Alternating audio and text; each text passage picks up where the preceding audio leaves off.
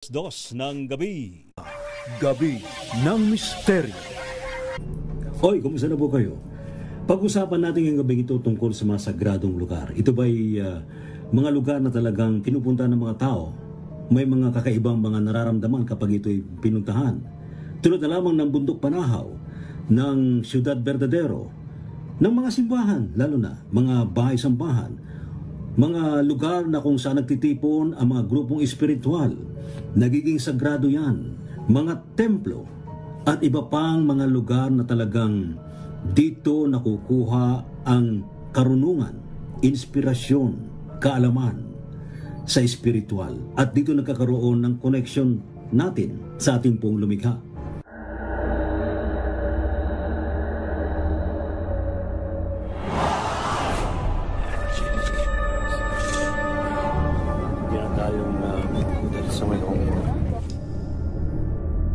You can offer prayers. Wala namang mawawala nila. Flowers. They also burn incense. Diplomat Hotel. Na North Cemetery.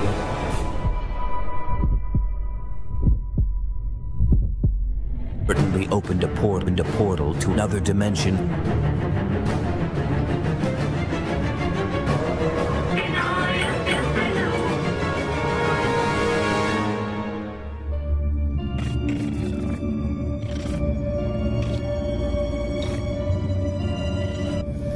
Mga kamisteryo, ngayong gabi ito pag-usapan natin tungkol sa mga sagradong lugar.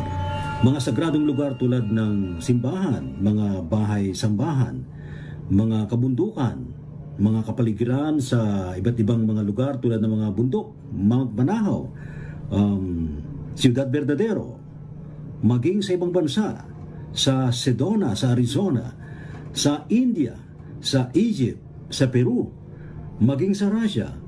Dito sa Asia, marami ring mga sagradong lugar sa mga karatig nating mga bansa sa Asia, hindi lang sa Pilipinas. Bakit nagpupunta sa mga lugar na ito ang mga tao? Ano ang nakukuha nilang enerhiya? Ito ba'y nakapagbibigay ng inspirasyon, nakapagbibigay ba ng lakas sa kanilang pangatawan? Nakapagpapagaling ba ng mga karamdaman? Meron bang himala na dumarating sa buhay ng mga taong nagtutungo sa mga sagradong lugar? Mayroon tayong mga guests tonight na makapagbibigay, makapag-share sa atin ng kanilang mga karanasan sa mga sagradong lugar. Isang mapagpalang araw po sa aking mga pinakamamahal na kapatid. Ako po inyong samahan sa isang online live guesting dito sa DZRH sa Gabi ng Misteryo ngayong September 28, ika-10 ng gabi.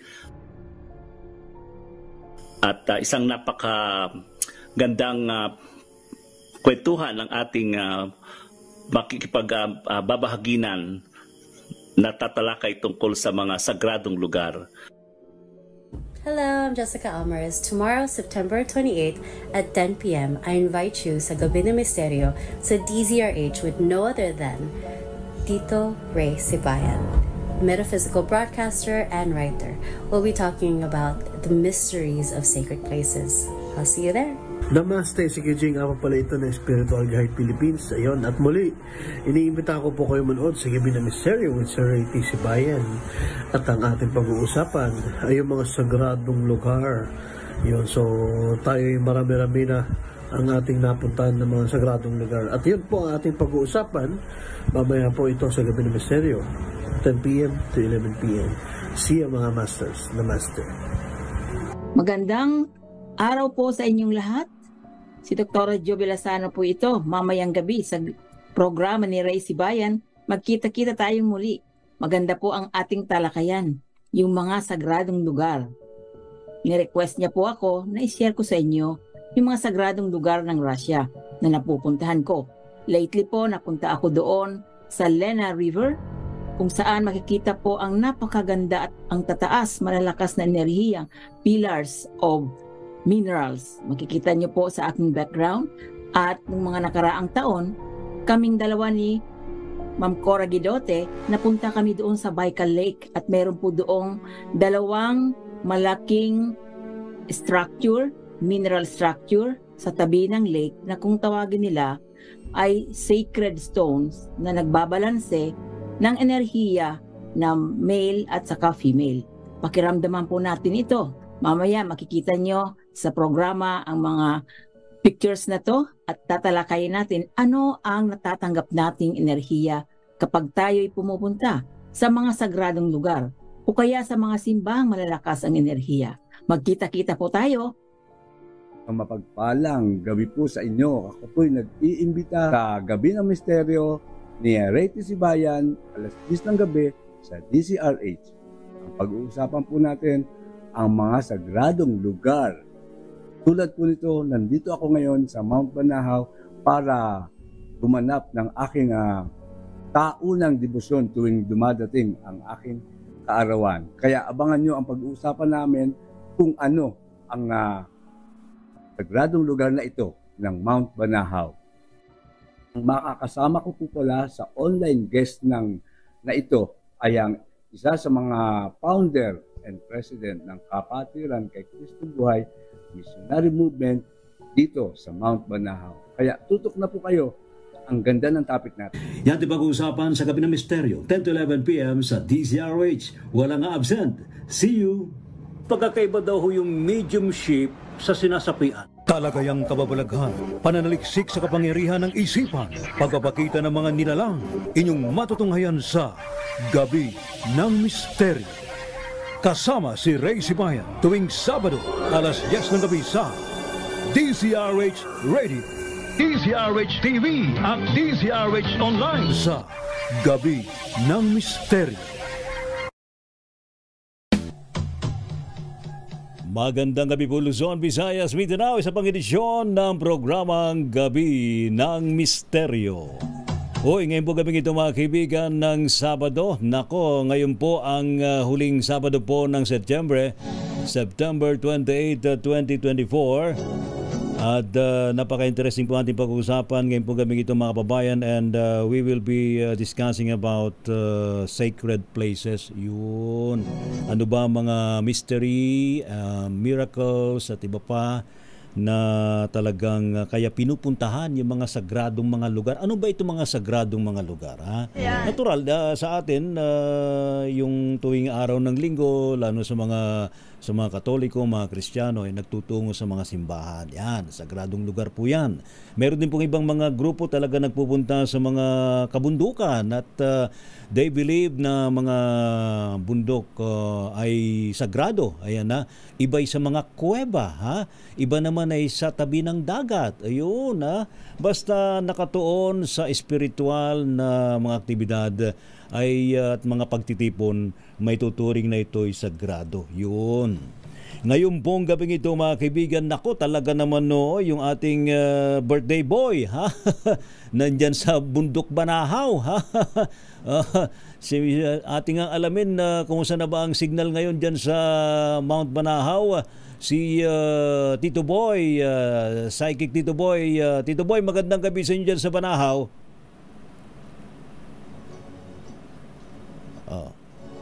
Awampay. Hindi pa makakonect yung signal. Inaayos. Yan na. Magandang gabi sa iyo. Go ahead. Naka-mute. Yun. Unmute. Yun. Awampay. Ayun na po. Ayos. Okay na po. Ayos. Ayan. Magandang gabi po sa inyong lahat. Nandito po ako ngayon sa Mount Banahaw. Kasama ko ang aking founder and president ng Sister Joel. Kay Cristo Buhay Missionary Movement Incorporated dito sa Holy Mount Banahaw, Dolores, Quezon. Magandang gabi po sa inyong lahat. Brother Ray, maraming salamat sa dakilang pagkakataon na ako'y naging bahagi ng talakayang ito ngayong gabi mula dito sa Holy Mount Banahaw, Dolores, Quezon, and with Tito Boy. Maraming salamat. At magandang gabi sa lahat ng ating mga kapatiran dyan sa Kalabasan, ang mga kapatiran sa K3BM INC family. Magandang gabi po at sa mga panauhin pang iba natin. Brother Joel, kumusta na hong Mount Banahaw ngayon? Tuloy-tuloy pa rin ang mga kaganapan espiritual at ang patuloy na pagtataguyod ng ating mga kapatiran para sa patuloy na pagpapalaganap ng ating liwanag at kapayapaan sa pamamaraan ng ating malalim at taimtim na pananampalataya dito sa mahal na bundok Banahaw. Ayun, very excited ho si Tito Boy diyan sa pag-akyat muli niya sa Banahaw. Ano ho ba ang aktibidad natin na ginawa? Tito Boy, no? Ilang araw ka na nandyan? Ha?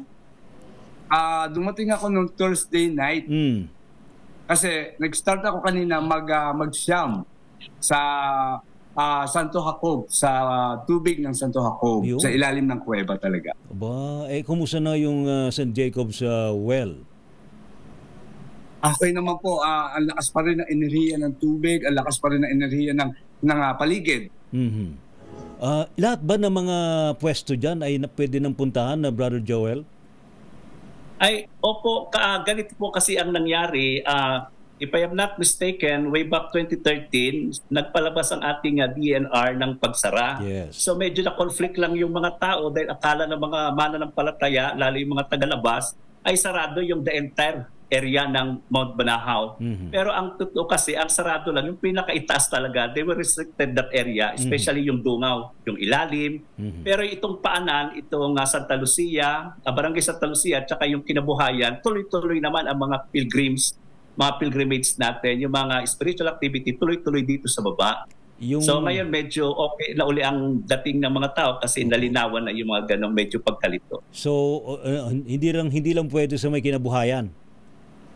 Yung sa pinakataas po, pero yung sa area ng Barangay Kinabuhayan, okay naman po yung mga pwesto sa bandang ibaba. Tuloy-tuloy naman po at bukas po ito para sa lahat. Ay, hindi ka lang pala makarating doon sa Durungawan, no, Brother Joel? Yes po. Yung katulad ng araw na ginagawa natin, yung usual na anytime pwede tayo umakyat sa taas hanggang ilalim. Ayan. Meron bang pagkakataon na yan ay bubuksan uli? Ang kung ako nagkamali po, mukhang pinag-aaralan po nila na muling ibukas po. So, nire-ready lang uli yung lugar. Parang may mga bagay na kailangang maibalik sa dati yung mga nando sa parting itaas na bahagi ng Holy Mount Banahaw. Ayan ha, marami kasi mga nag-aabang, marami mga nagtatanong, yung mga dating mga hindi nagpupunta na, yung mga dati nagpupunta ng Banahaw, parang pinigilan nilang kanilang mga sarili dahil sa doon nga. Yes, opo. Kasi yun nga po, medyo nagkaroon lang po ng medyo kalituhan po doon sa ganong sitwasyon. Pero so ngayon po, since na itong Dolores ay pinopromote natin yung tourism, kasama dito yung pilgrims and pilgrimage well and faith tourism, yun ang pinopromote dito. Kaya unti-unti na maaring bubuksan itong parte na ito ng Banahaw sa bahaging itaas niya. Pinag-aaralan pa po ng ating mga kababayan dito, especially yung mga nasa local government po. Ayun. Salamat, Brother Joel. Babalikan ka namin dyan. And of course, si Tito Boy. Tito Boy, alam namin na meron kang wish dyan sa Banahaw. Abay, yes po. Ano ba ang pangkalatang wish mo na talagang dala-dala mo dyan sa pag-akyat mo sa bundok Banahaw ngayon? Magkaroon ng kaayusan ang buong mundo. Lalong-lalo na ang mga papasok na kalamidad, maproteksyonan sa pamamagitan ng panalangin po. Ayun, galing naman. At ang mga paratingin hindi natin inaasahang, sabihin natin mga maliliit na alitan na nagmumula sa mga emosyon. Oo, maging mapayapa ang buong Pilipinas. Yan kasi nangyayari, tulad yung nangyayari sa Israel, sa Hezbollah, sa sa Lebanon, ano lang yan, away bata lang yan. Pwede naman mag-usap. Pwede naman mag-usap dyan, di ba? Yes po.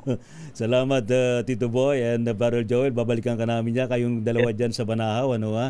And of course, sa ating studio, ating pong i-welcome direct from Arizona, US of A, na inimport, na napunta ng Batangas, at napunta ng Maynila, ating i-welcome sa ating program, mga kaibigan. Wala iba kundi si Ma'am Jessica, Miss Jessica Almares. Opo. Ayan. Welcome to our program, Miss Jessica. Kumusta ka na? Thank you po. Thank you po. Thank you for inviting me, Tito Ray. And shout out kay Tito Boy dyan sa Manahaw. Yeah, so from California to the Philippines. Yeah, so abay mantakin po ninyo yung pang-English ni Jessica talagang Amerikana pero Pilipina ho siya. Opo, Pilipino po Oo. tayo. Sabi ko nga sa kanya, half-half ka ba?